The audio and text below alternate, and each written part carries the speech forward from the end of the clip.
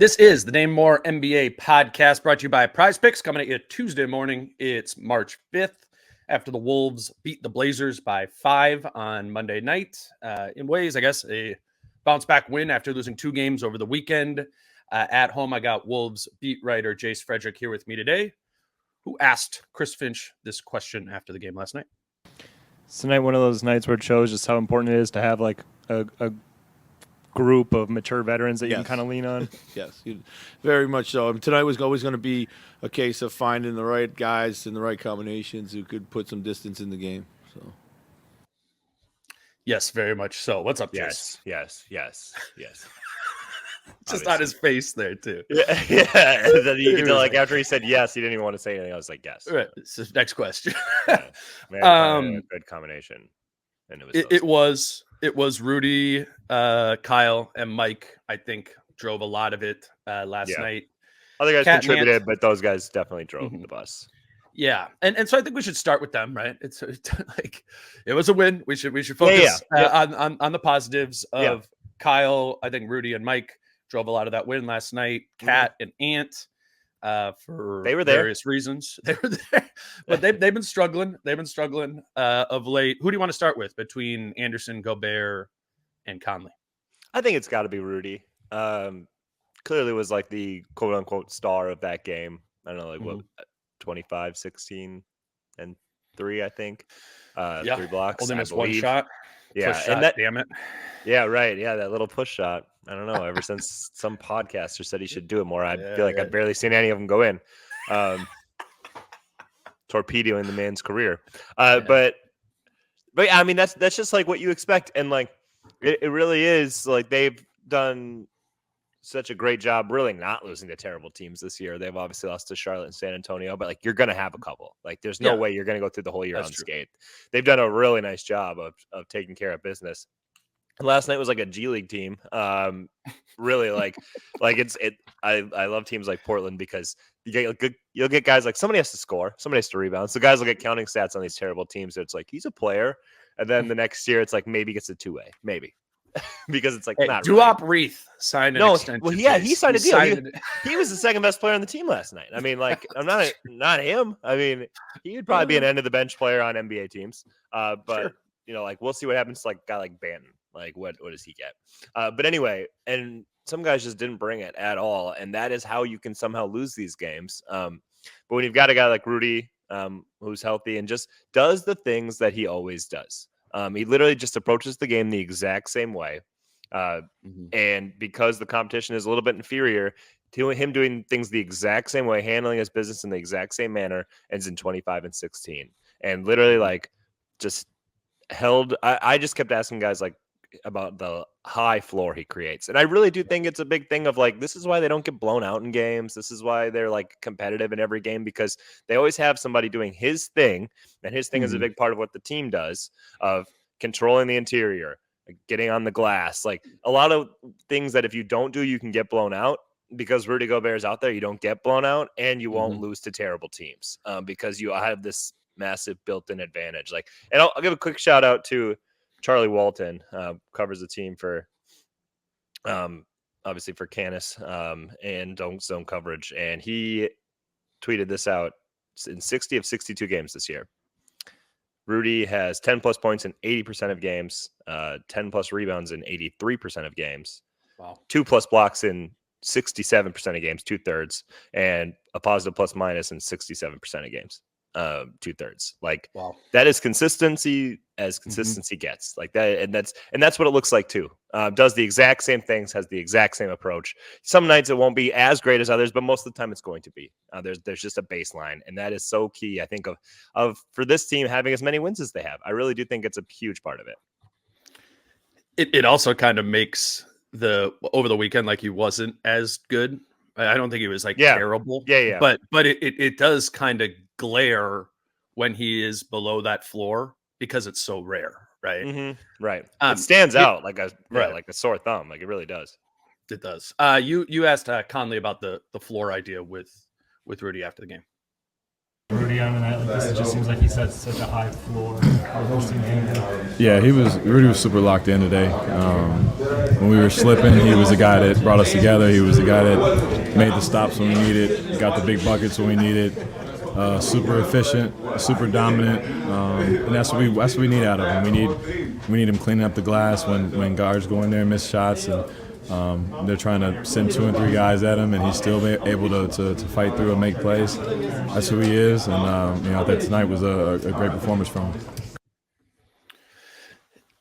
I think Gobert, as you were saying, he's been so consistent this season. I think he's getting better with some of the patience was a big word he talked about after the game, like underneath the basket. I think you asked him right about like fighting that urge to get an offensive rebound and maybe like immediately go back up and be patient, get a pivot so you can get that dunk rather than maybe like some sort of floater or hook shot type of thing.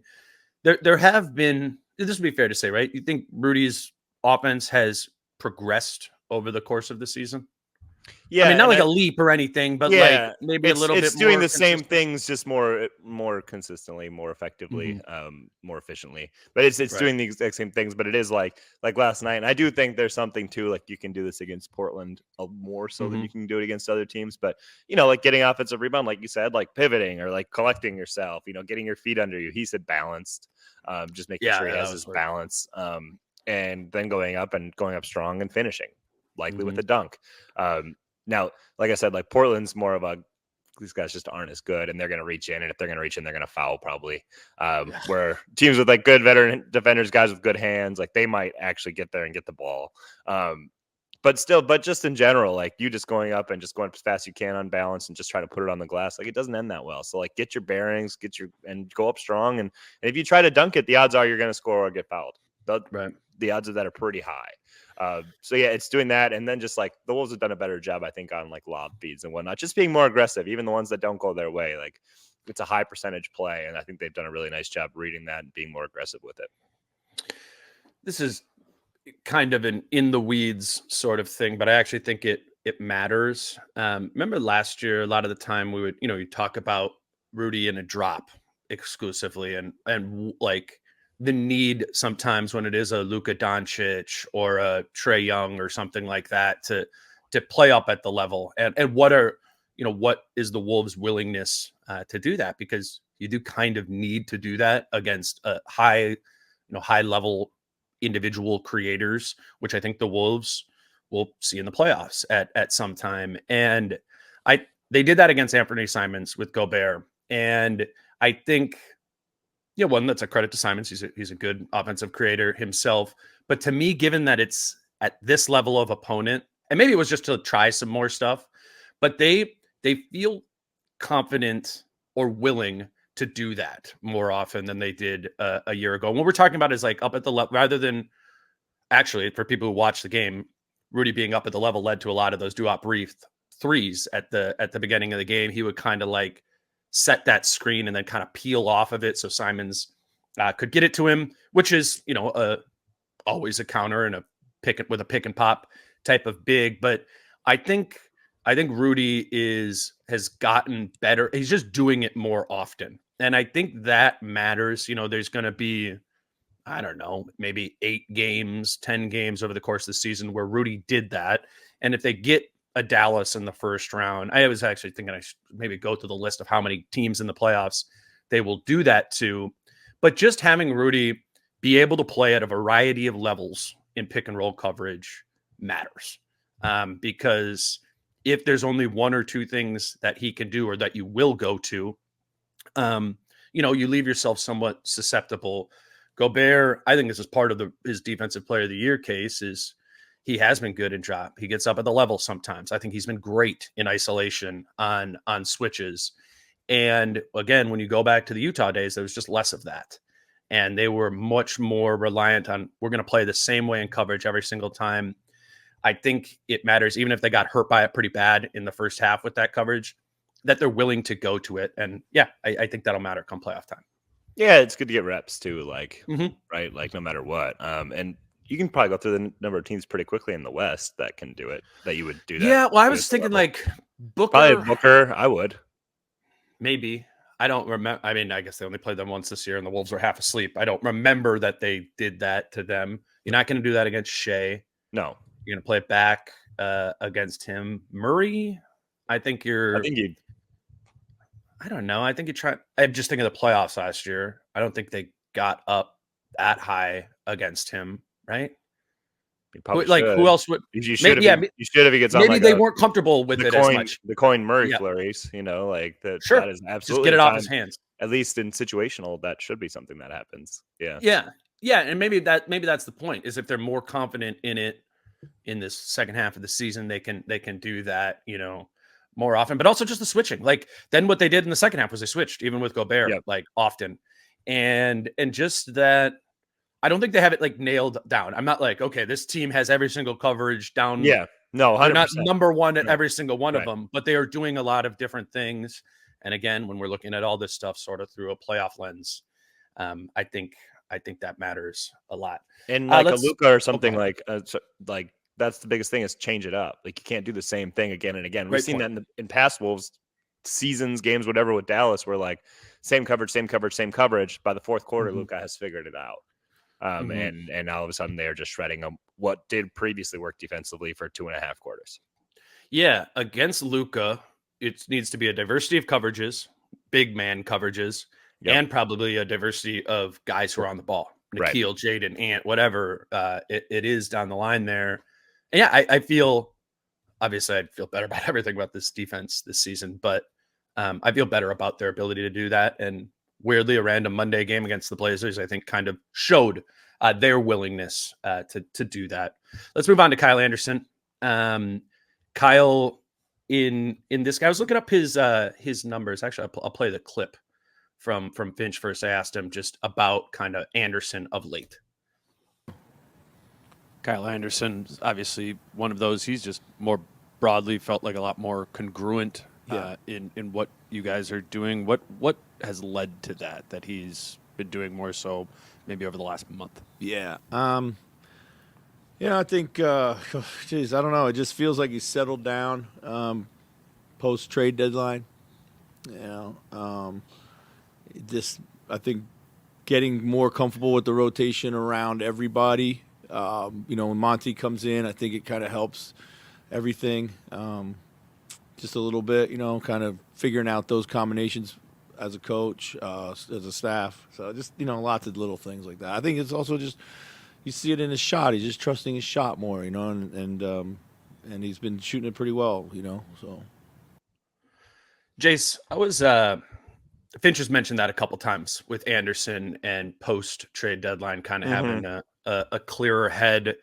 He's played in 9 games since the deadline, and it's very clear that when he says that, not post All-Star break, just 7 games, like post-trade deadline, like that very much feels like a specific time, and who would know that better than like the coach who's probably had some conversations, Right. Kyle's kind of like, oh yeah, whatever, like about it. Kyle did it like that. I know people talk about like the Instagram thing. He's like, that was nothing. It was like, like it's something. There are a lot of things that run through guys' heads in times, like particularly in a contract season, right? Yes, yeah. I mean, 100%. how can it not? Like if you are Kyle Anderson and you get traded as salary fodder or something, and you become like a Marcus Morris, maybe you're like a buyout guy. Then how does that impact your free agency the next year? You think about it from their individual standpoint, that could impact $5-8 million a year, 1,000%, versus if you're like the 7th guy on a team that goes to like a West Finals or even like a competitive second round or something, like, and you're on the TV of everybody, and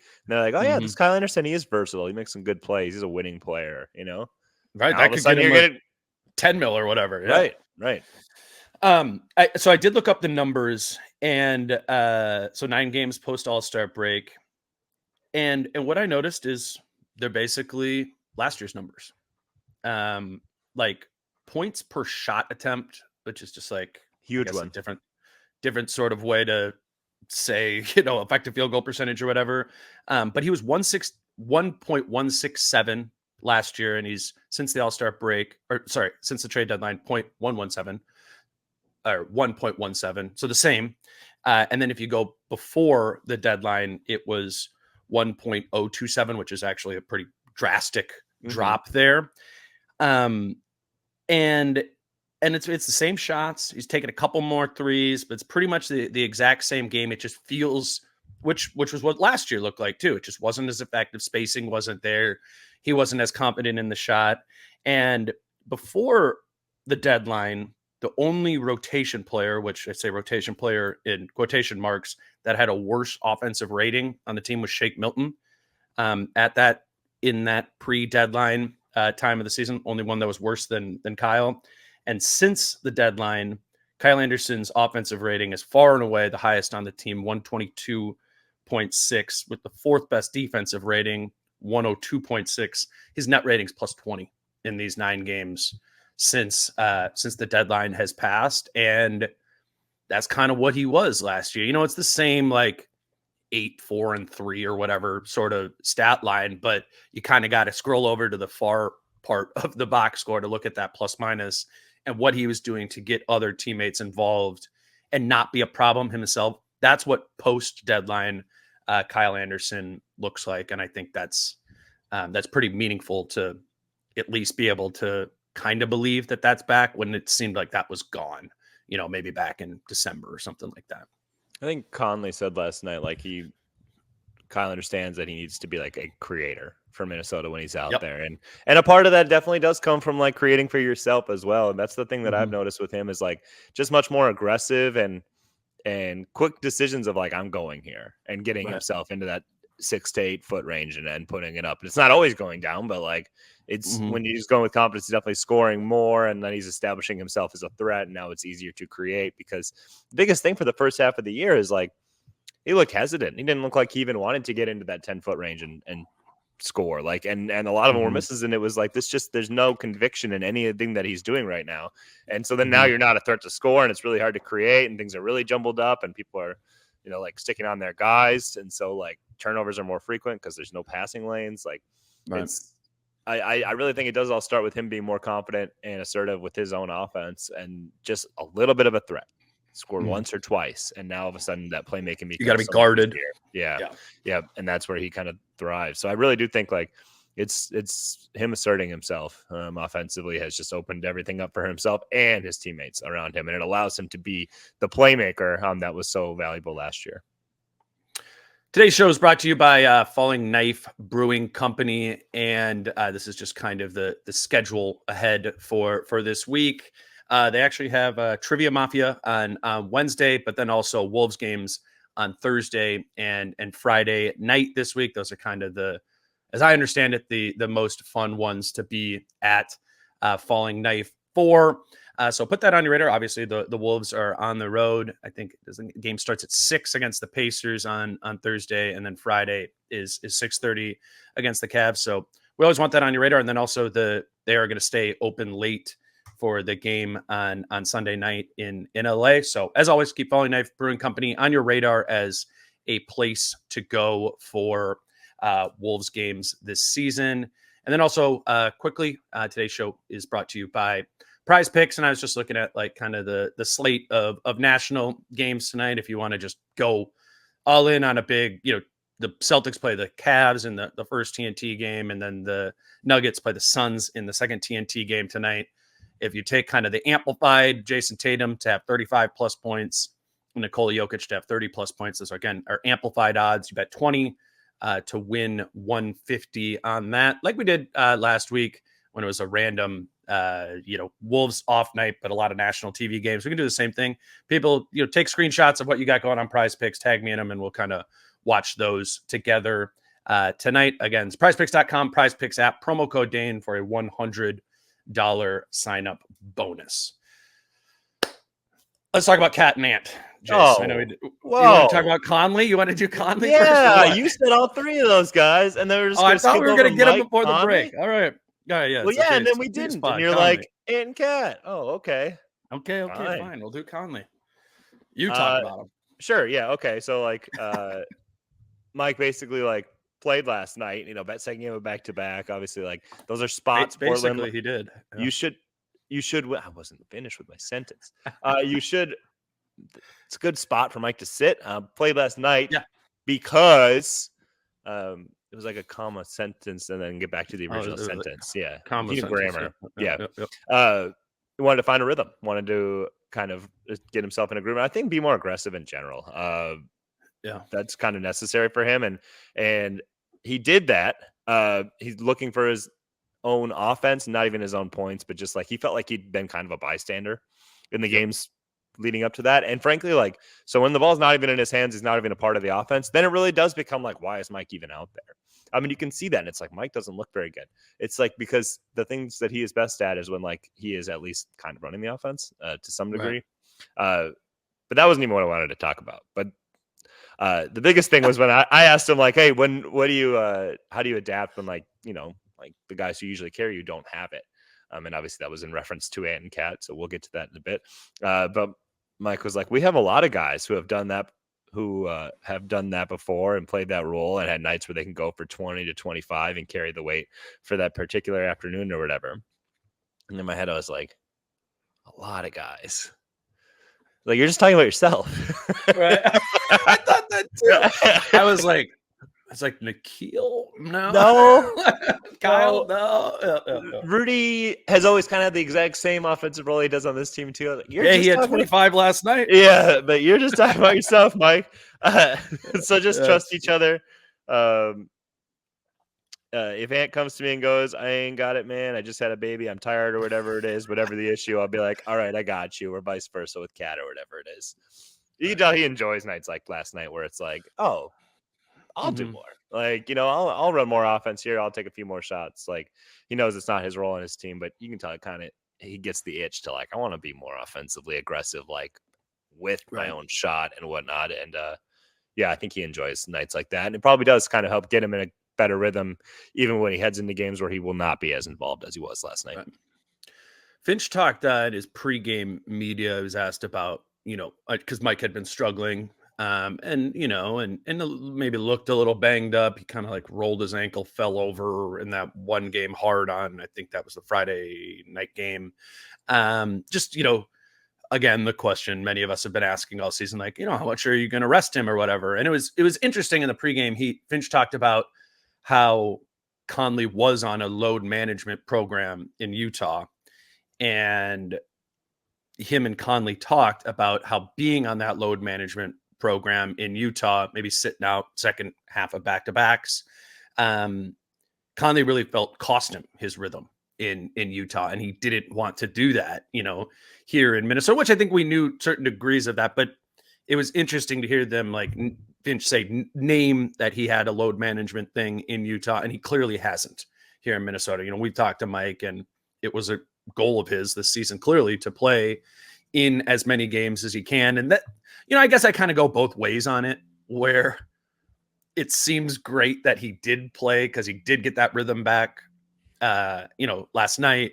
But then there's a couple of the other games, you know, there's like the Clippers game. It's like, you know, didn't really look yourself. And so I find myself kind of going back and forth on that, where I'm like, maybe Conley could use, you know, another day off here or there. But maybe the broader point is they're trying to find something in between the middle of like playing all 82 games and being on, you know, an old man load management type program. And, you know, Finch has a great relationship with Conley. They're talking about it. Like, you got to trust that, right? Like they're thinking about the same things we are here. And this is what makes Conley feel, you know, most comfortable. So why not roll with that, particularly if it means playing one of your best players, you know, more often. Yeah, I agree. I think you really do have to lean on Mike and what he thinks is best for him there, because he really does, you know, having done multiple things now, taking multiple approaches in his career, he probably does have an idea of like, here's what I think is better for me. Sure. And certainly if you can get health and performance involved of like, hey, Mike, this one like really makes sense. But I think for Mike, like he has at least listened. He's taken some off, you know, like that Celtics one. Yeah. He was like, yeah, no, flying in day of, I should not play tonight. You know, that kind of thing. So like, it's not like he's discipline. It's not, it's not like he's stubborn to the sense of like, I'm playing every game. Yeah. So like, hey, if he's just at least semi-realistic, but you know, generally knows like, I kind of need to play this game. That makes a lot of sense to me. And even like, I agree with you. He didn't look like himself. And so I don't know if he's like 100% physically. I don't know. You know, a lot of guys probably aren't. Just because it doesn't show up on the injury report doesn't mean it's not there. But like the Clippers, like their length, their size, like that. I think that is going to bother Mike, and he'll have some good games and he'll have some bad games. That's a great point. The Celtics too, like earlier they played them. It's like, man, that's a tough match. Like 5'11", 6 foot Mike Conley against a team who's pretty much everyone out there is 6'4", 6'5", like Drew Holiday's like the smallest guy they play. You know, right. it is a tough matchup for him against both ends of the court. More in defensively, he really has to work there. It's not just moving your feet, right? It's like moving your feet and getting in the way and being strong and physical, which is very different doing that than against, a smaller, quicker guard, or oftentimes he guards like stretch fours, who are just running around the perimeter. That seems like what he's most comfortable with is in that chase role. They need him in that, maybe you can pull Cat or Nas out of a chase. And that's what, where Mike can kind of serve some value there while also maybe saving himself a little bit. So as has been the case all season, they've been not load managing Mike, but managing the way in which they kind of deploy him. And it was just good to see him kind of get a rhythm back, because it was feeling a little bit like for Mike and Rudy over the weekend, like, like the older guys starting to hit a wall a little bit, not the rookie wall, but like the vet wall. And to see Conley and Gobert after maybe two of their worst games, maybe their worst stretch of the season, at least as a duo, to see them both be like probably the two most impactful players on the team last night. I think that matters. Are we allowed to talk about Finch? Yeah. I think here's a good way to get into it. Like, it's funny that everybody talks about that was, the guy's not playing well last night. Like, that was the 5th game in 7 days, another back-to-back. It's like, right. The old guys were the ones who managed to muster up enough to get out there and play solid basketball, Right. Yeah. Well, here, I'll play Finch on Cat and Ant, and then we can get into it. Seems like neither Ant or Cat has been sharp lately. Yeah. What are you seeing from those two, and what do you think needs to happen to kind of get them back going? I mean, they're just chasing the game too much, I think they got to pick up their decision making. I think Ant for sure tonight, was looking to facilitate. He talked about just kind of getting that ball moving early so everyone can touch it. He has to just make sure that he doesn't lose his aggressiveness. We still need him to be aggressive. I think it's a lot of Cat's issues have to do with spacing. Just get to better spacing like he was doing a couple weeks ago, where he has the shot, he has the closeout, and he has, right now we're trying to post up in the mid range way too much, and it becomes a wrestling match, bogs down the floor. So, looking forward to a good film session coming up here after our day off and starting to build things back in a better way. It was pretty noticeable right away that in the first quarter, the end of that answer where he's like trying to build things up in a better way. He's like, these guys look like a disaster right now. Like, that's the look on his face. Well, it was like, okay, we'll do Ant first. Like, so clearly, right? So they don't have time to have any sort of practice or film session because it's a back to back. Yeah, after the weekend, time to get to the game. But it was, it's clear, I think, that they talked to Ant. They're like, okay, ball movement, right? We need to get back to moving the ball, but don't have the opportunity to really show when and where to do that. So in the first quarter, once Ant eventually checked into the game, there was one fast break where, he normally, I don't know if he had an advantage, might have been like 2-on-2, but the situation in which Ant goes, in a normal game, goes all the way to the basket and tries to finish there, and he does finish. Does finish. Yeah. Yeah. Right. And so he pulled it out and passed it. It was like that looked like something clicking in his head of their like ball movement, Ant, and it's like, no, this isn't, not in this situation. Like a fast break, you need to go like transition, go ahead, go all the way to the basket. So with Ant, that's always like part of the process of. I felt like he just didn't want to ball movement. I felt like he just didn't even want to run. Like, he didn't run. I don't think he ran at any point in the first 3 quarters of the game, and that fast break was included. He didn't run. I mean, that was what was so weird last night. Is like, it's one thing if it's like, I don't want to shoot, I want to get my teammates involved. He didn't run at hardly any point in the game until the 4th. Like, that was what was so weird about that to me. I agree with you on the ball movement. we've seen games like this against bad opponents. He's like, I'm going to get off, let everybody else get theirs, whatever. Get off the ball, get out the ball. Like that was a lot of that. And then a lot of just like, I'm just here tonight. Mm-hmm.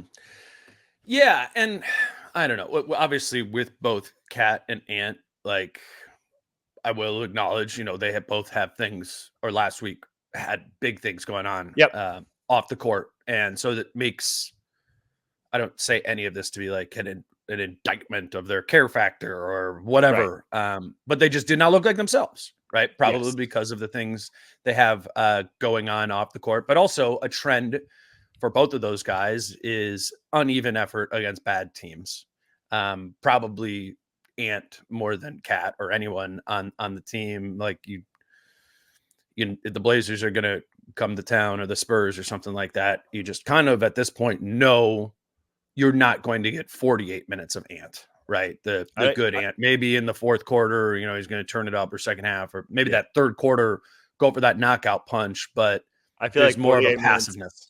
I feel like it's 48 of Ant, and I do feel like it's 48 of Jaden as well. I feel like those two are the two that I kind of pin up of like, I don't think these guys are going to really bring it for large stretches. They might, like Ant's going to bring it in the fourth, and it's going to be like, what do you mean? He finished with 18 points and efficient shooting or whatever, and he hit the three that put the game away. But yeah, those two, like they definitely crank it up for other teams and not for some.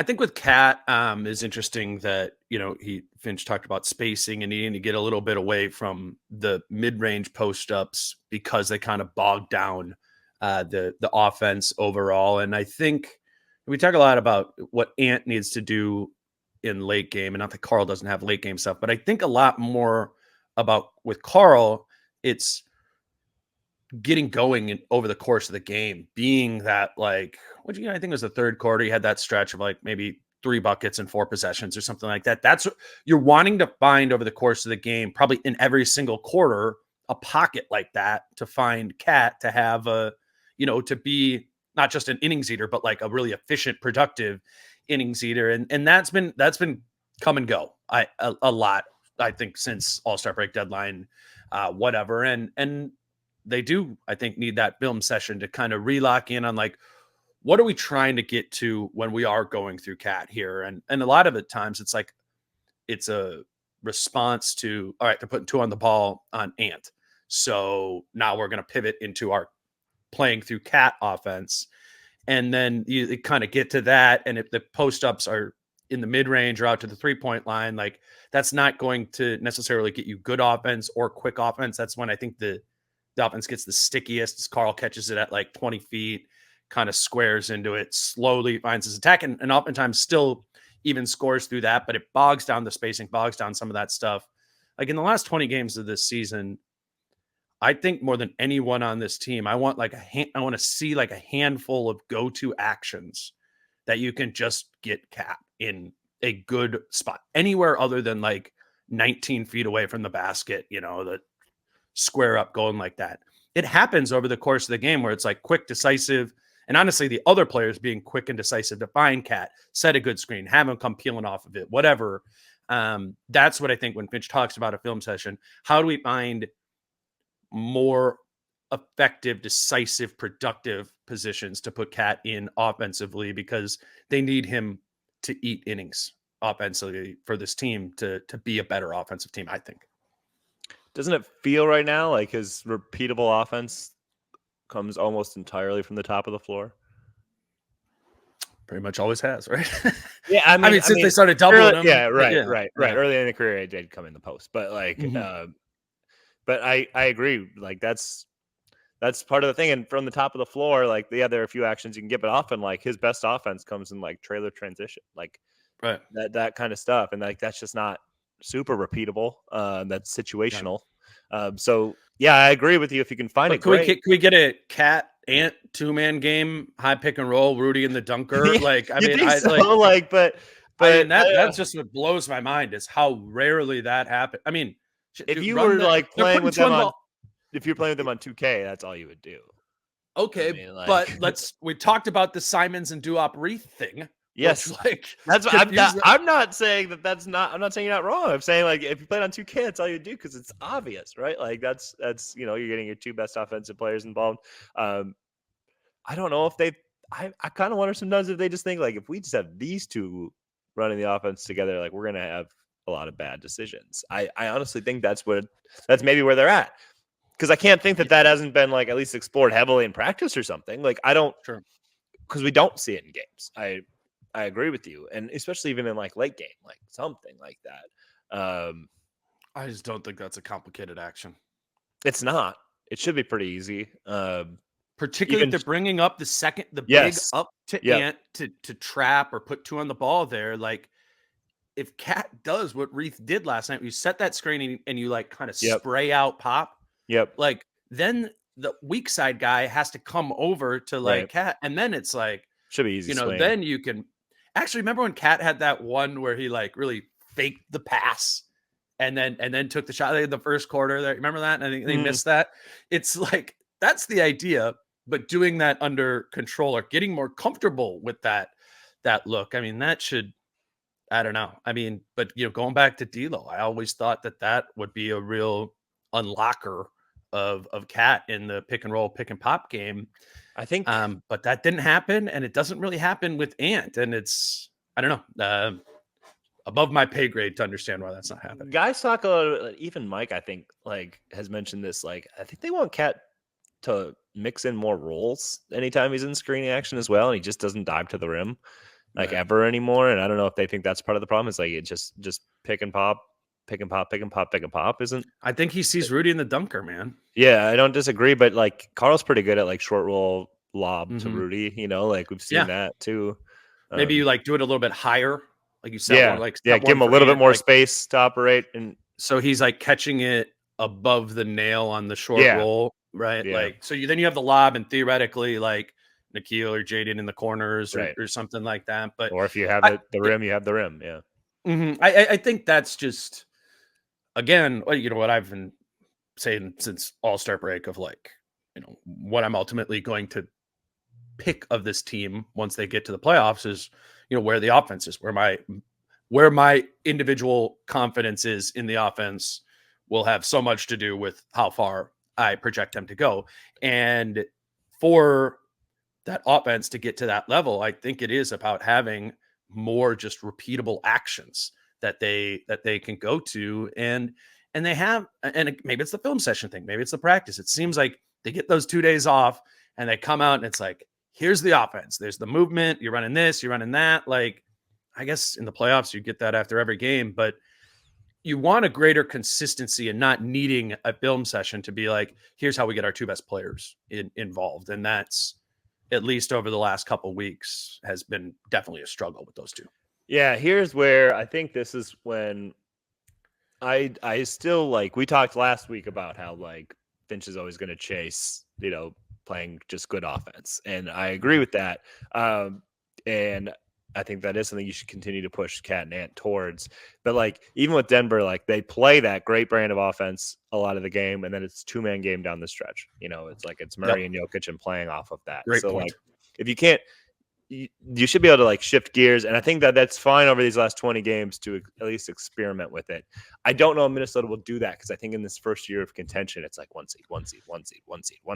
And I understand the general thought of importance of that in home court, like is like in your first year for like going for something, like you think of the importance of that. But I do think like you could sacrifice something, like if they lost the late game because they were just trying to spam Ant and Cat pick and roll, so at least we could see it. We could see how bad it is or something, or maybe it works or whatever the case may be, like good or bad. You're right. And do it 2 times, like 2 games, 3 games.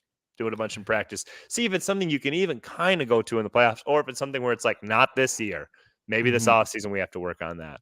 Right.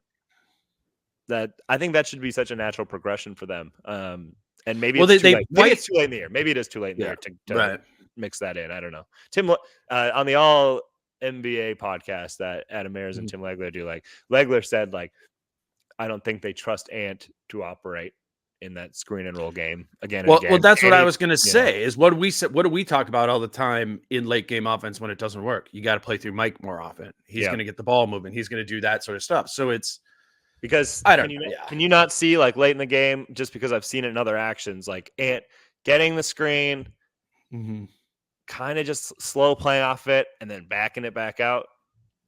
I could see but that. at the I could. I have seen him again, not on volume, but like have that quick like sling back pass to Cat, and yeah, he did it against Clippers.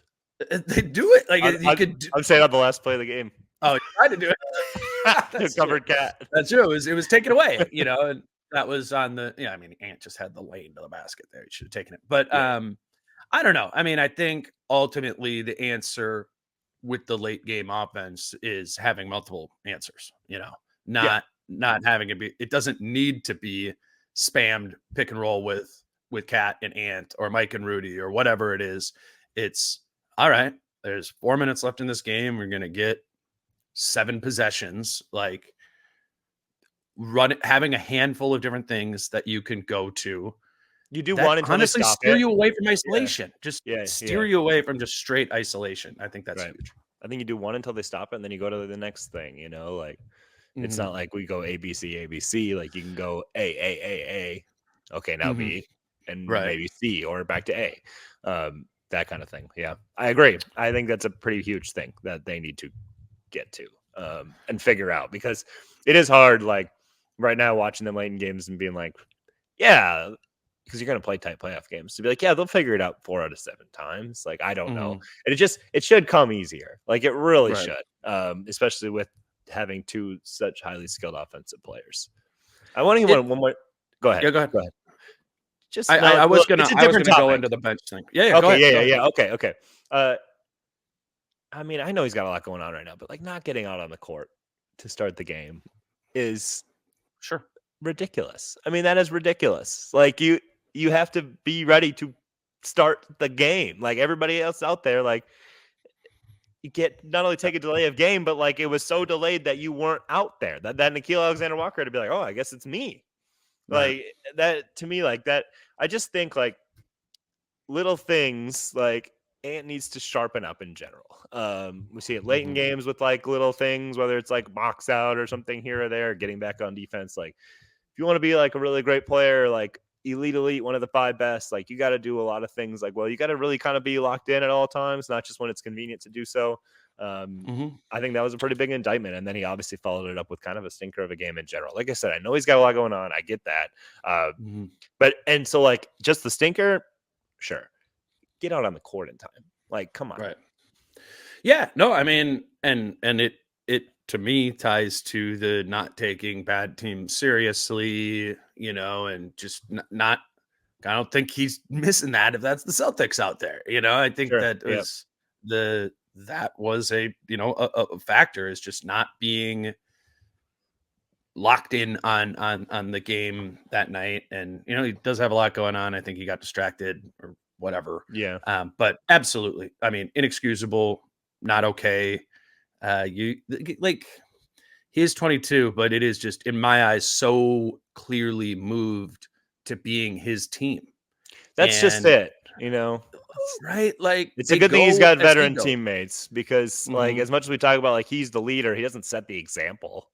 Like he might be the leader, but he does not set the example oftentimes in situations. So it is good he has veteran teammates around him.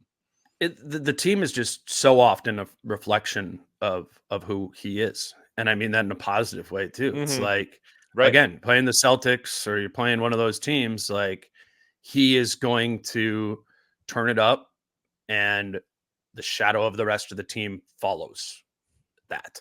And that's being a star, right? Like that's being a star in this league. And he's being thrown into that at 22 because he's that good. And because his team is that good, but yeah, I mean, you mess around, like you could cost yourself a spot or 2 in the standings, what might hurt you in a playoff series, and you mess around at all in the playoffs, which I don't have that fear with Ant, because I do think it'll be more the Celtics type thing, but just a general, like, let's turn up the attentiveness on off the court day to day. Like it's go time now, like this is the end of the season.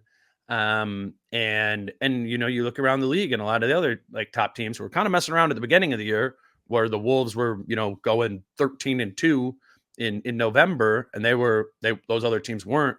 Like when I'm watching the Nuggets recently, man, I'm watching the Clippers recently, the Thunder, like the dial's up. And I think that's because Kawhi Leonard and Shai Gilgeous-Alexander and Nikola Jokic are turning the dial up to compete for this. And I think Ant is tired from All-Star, from personal life, from all that stuff. But like at the end of the day, he is being compared against the other star players on the top teams in the league, and they aren't doing that. So been a crazy stretch, back-to-backs, crazy stuff going on in his life. It's about to calm down a little bit more, and you need your star player to take advantage of that, turn it up, and get this team, I think this is a really important stretch in the schedule right now. Indiana, Cleveland, LA, like that's going to move you. Where are you at when you get to Indiana? And then where are you at when you get to LA after you've played a back-to-back? Like they can't go like 1-3 in these 4 games and still be, competing for the 1 seed. I don't think the other teams it's not as flexible anymore. Right. And you see, like, they've been very fortunate that the second half of their back-to-backs are against like Portland, Memphis. So like they got to slow starts. They don't have the energy, like, and you can still win games because those teams are terrible. Like Portland, like the Wolves played pretty poorly in general last night and won by, and won. And they would have got waxed by a lot of teams. Like if you go, I don't care if Donovan Mitchell's not playing Friday. I know he's not for Cleveland. If you go in after that Indiana game and bring that type of effort from last night, you're going to lose by 15. Like, and that's just the reality. And like, and that happens. I get it. Like Oklahoma City, second half of a back-to-back, lost to the Lakers last night. Sure. Because back-to-backs are hard. Like, and the Clippers lost to the Giannis-less Bucks because back-to-backs are hard. Like, and those teams are significantly better than the Portland Trailblazers, especially the version that went out last night. So like, if the Wolves want to win games, if they want to like stick up in the standings, like as these back-to-backs are coming, because they've got second half back-to-backs against Denver. And I think we looked it up. And Denver will be on the second half of back-to-back in one of those two. And then you got a back-to-back in Cleveland. Like these are teams. Like, and if you don't want these to just be auto losses, you got to bring a better effort. And they've done it in the past. Like that Boston game, they did a really good job of in like terrible conditions, and they pushed it to OT. But it's got to like the attention to detail has to be there. The focus has to be there.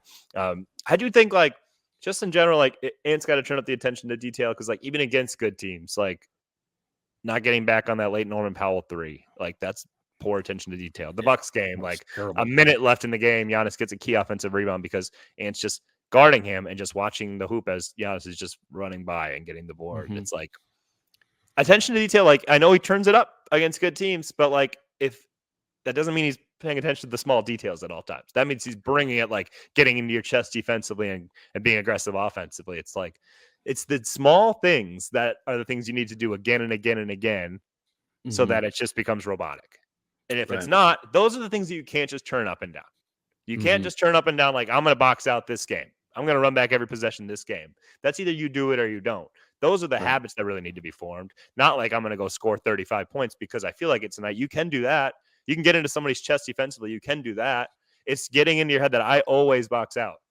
Especially when the game's on the line. I know, like, fourth quarter, I always box out. I always run back on defense. Those are pick somebody up, man. The cross match stuff is in transition defense from him is getting. And you're right. The one play when Norman Powell hit, it was like 4 minutes. You tweeted it out, and I saw it when I was rewatching it. Too. I mean, Ant was like the slowest jog you've ever seen down the court. So Monte Morris is like, I can't give up a Kawhi layup, so I guess I have to take him.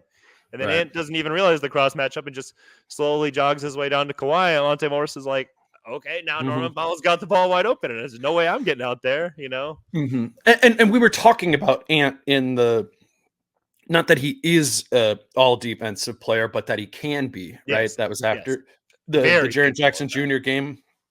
And this is why he isn't, it's not that he doesn't have that dial to turn it up to. I mean, I like compared it to Shai, who is super consistent defensively and does those things all the time. If you watch the Thunder, like defensively, he's dialed. But Ant on ball, just a one-on-one situation, obviously, particularly against like a Jaren Jackson Jr., Ant's going to be able to do that way more than Shai does. But there's a big gap in the aggregate of who Ant and Shai are defensively given all the other things over the course of the game, the running, the chasing, really the matching up thing is I'm noticing that a lot when he isn't being asked to guard the main guy, and it's just like you're guarding one of the other wings, and the Wolves are just kind of loosey-goosey with like anybody can kind of guard anybody. Well, Ant takes that loosey-goosiness to like another level a lot of the time, and maybe doesn't pick up anyone. And that's the stuff that particularly in the playoffs, like that can't give up any free buckets in the fourth quarter of playoff games. Do you remember, this will be our last thing, but do you remember I think it was 21-22 season, I think, or maybe it's I do remember that. Yes. Where it was a lot of guys got COVID, so maybe it was 2021, and then it was like the whole bench December unit had to play. Yep. Yeah. Greg Monroe got signed eventually. Yes, yep. Nate Knight had a big game. Yeah. But I remember after that game, or after that kind of few games that a lot of the starters missed. Yeah, they beat the Celtics, competitive loss to the Knicks. Yep. And the starters were like, we saw what ball movement looked like from the bench guys, and like that was helpful. And then once they got back healthy, they kind of emulated more of that ball movement. The second unit right now, no COVID or anything going on, but they are doing that. And I think, the starting unit needs to take note of that. Here's Conley on that idea after the game last night. Starters mimic the ball movement that the second unit seems to be. I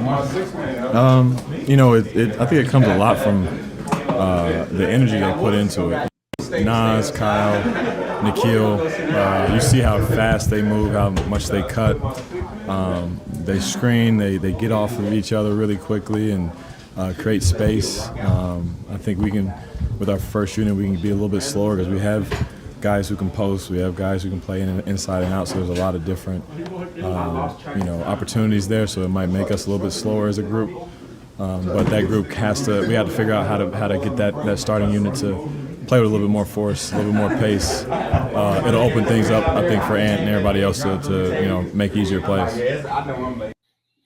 I didn't realize until just playing that you could hear Ant in the background saying, "I lost track of time." So there's your explanation. This game is 7? Yeah. That was a 9. Portland's a West Coast team. Yeah, right. We're in every other time we play Portland, it's 9 o'clock. Do you think that this can take, right? Like having, and the second unit has been pretty consistently good in doing it. I know Nas had a bad game against the Clippers, right? But broadly, he's been super active, super effective. Nikhil, we talked about Kyle kind of getting back into his rhythm. Monte Morris has really kind of settled into that role, and that role's kind of growing, it seems like. Is it apples to oranges though? I mean, that group just plays a different way. You're not posting up Nas at 18 feet, right? Yep. You're not having Nikhil isolate like you would have Ant do so. So I don't know if there's some apples to oranges there, but that general feeling of moving the ball and playing more like the second unit, which is just kind of faster. Like they got to get faster, man. I mean, and obviously the no fast break points for 2 games is a good example of that. I care more about the speed in the half court and the proactivity. Like that's the thing rewatching these games is the amount of times where it's just stagnant, when the starting 5 is out there, and that, that's got to change. Yeah, I agree. And the second unit, like Monte Morris has been huge in that as much as anything, like he's hit shots, like he really, like he's hit the 3 ball, like he's provided some spacing. And I think that's helped Kyle too. And, and just in general, like Kyle being more assertive has become less of a ball stopper. And like, or think like the ball would get kicked to Kyle and it'd be like, oh, he doesn't want to shoot it. So anything you just did kind of resulted in a 0. But way less of that. Yeah. Yeah, it's way less. Like I really think like that. Those have just been 2 easy things. Then Nets kind of fixed the whole thing. And now the second unit looks really good. The first unit will never look exactly like the second unit. That is not the way that basketball is played with stars. It's just how do you get it more often? It's okay if 2 possessions out of 10 have stickiness. It's fine. Like at least 6 good possessions out of 10. So everybody feels involved, and then. Cat takes 2, Ant takes 2, and the other 6, the ball's really moving around. Like, that's better. there's some balance to be found there, because obviously the easiest offense, like Mike said, for Ant or Carl is if it's swinging and then they can attack a closeout or whatever. Defense, just the help isn't there. I don't know. Like, I think they can find it for a little bit, but I've been pretty steadfast in this. I think at where they're at in their careers, and Cat can be coached to play like that kind of offense for small segments. And then I do think just in general, they're going to kind of revert back to what they do right now, because that's still who they are as players, and how they see the game. I don't think over the final fourth of the season, it's going to, like, the epiphany is going to come and we're going to see just beautiful offense from the Wolves starters. Like, I think we might see a couple games where it's like, all right, and then it's going to slip back, and then they're going to have to do it again, and then it's going to get back up there, and then it's going to slip back, and they have to do it again. I just think that's where they're at. I still think there's a time where they can get there. Like, I think maybe by the time he's 28, if they keep pounding it in, Ant will see the game at a significantly higher level, or at least understand what he's supposed to be doing, or what they're asking for him on a nightly basis. Finch is like, has his rotation down. It's like been the same the entirety of the season. Even like when someone's out, Shake Milton goes exactly into this role, or Troy Brown Jr. does whatever. Like, it is such a structured rotation with kind of the same groups all the time, which leads to a lot of positives. Continuity. I think that actually matters a lot in rotations. I think teams benefit from that. Again, thinking about some of the late game offense, I was thinking about, would it make sense to have a different closing lineups at times? And, I don't think they're going to necessarily go to that, but I wonder if there's like tweaks to the general rotation where it's like aiming more at getting Carl out there against second unit bigs or something like that, or getting Ant out there in that group that runs and ball moves more with Nas and Nikhil and some of those guys. Like, there are still 20 games left in the season, which to me means there is enough time where you could kind of mess around with finding a more blended identity of different groups. I don't think Finch will do that because, again, 62 games in the season, it's almost been the exact same rotation the entirety of the time. But I don't know. I'm just, at least in the moment, feeling like I wouldn't hate if over this road trip they experimented with something a little bit different. And I don't even know what like the one would be. I think I would say Ant with kind of like the faster group there. Yeah. Honestly, splitting Cat. He had a lot of experience. I think would make sense. Yeah, Ant has had good runs in the past in his career where he is kind of in those blended lineups and frankly taking advantage of their ball movement. Like, we've seen that in the past. It works. Do you think rotation tinkering is advantageous, like actually builds towards the playoffs when playoff rotations are different in general? Well, I think it goes to, are you going to play 9 in the playoff? Like, is and how this much rotation you're going to use in the playoffs? I don't think so. Right. A ninth guy probably just isn't going to play as much. Like, Mike's going to play, what does Mike average? 28 minutes a game. Like in the playoffs last year, it was like 35. I think it was higher than that last year. Sure. I mean, it's they were short-handed, but yeah. Like, that's going to dial up. Even Rudy maybe a little bit more. I mean, Ant's probably going to play 40, right? So yeah, the rotation is going to change. Obviously, they're going to have a different rotation than they've had all season in the playoffs. I think that's just a fact, or at least shorter stints there. And, to that end, I would kind of be thinking about, all right, like Morris would probably be the one that falls out of it. But I think in the playoffs, they do need a Nas unit. Like, they do need 3 good Nas games in the first round series, right? Can you do things to curtail to that more often? I don't know. I mean, I don't have a specific suggestion in my head. It just is feeling like, and maybe it's just because Cat and Ant haven't been playing very well recently, but it feels like that an adjustment, could be made there. If for no other reason, then the second unit is doing more of what Finch wants to do than the Cat and Ant together groups are. So I don't know, something to track, but yeah, eventually they're going to need to find a playoff rotation, even though they've very clearly found a regular season rotation. What does that look like, I guess, is the bigger question. Yeah, I do think even if it doesn't hold up rotation wise, I do see value in what you're saying. And like, you get Ant with that second unit, that maybe can even just like open Ant's eyes a little bit to be like, yeah, this is fun. This is good. We should run this more with the starters, just getting like a taste of it. Getting out, playing fast offensively, like playing fast just within your sets, like all that kind of stuff, moving the ball, like whipping it around, just driving against advantages, like seeing that a bunch and being like, oh yeah, this is how we're supposed to play. Just a reminder to kind of like turn that bulb back on. That it could be beneficial in that way for sure. But like Cat and Ant's shooting splits since the All-Star break are not good. And just like I might the numbers just bear out that what you're seeing is like everything looks really hard when they're on the court right now, which is I think makes the second unit look all the better. Even the second unit, like you said with the Kyle Anderson numbers, like those are reflective entirely of like that group's been really good. But this for the starters, it's been hard. The Clippers game, I thought like the first quarter that was really good. Other than that, it's been tough. Yeah. Well, they have an opportunity here against 4 pretty good opponents in Indiana, Cleveland, Clippers, and Lakers over the next 4 to kind of stress test this a little bit more. A couple days off before the Indiana game. Kind of whatever the what was Fitch's line film session and back there. Carl said back to the drawing board. I don't remember what was Fitch's line. I played that clip earlier. I don't know where it was. Come up here after our day off and start building things back in a better way. They got to do that. I think they got to do that starting in Indiana. Like that's a great spot. That first game. I mean, like generally speaking, Indiana has not been able to, even like the beginning of last year when the Wolves weren't awesome. One of their best games. Yeah, Indiana.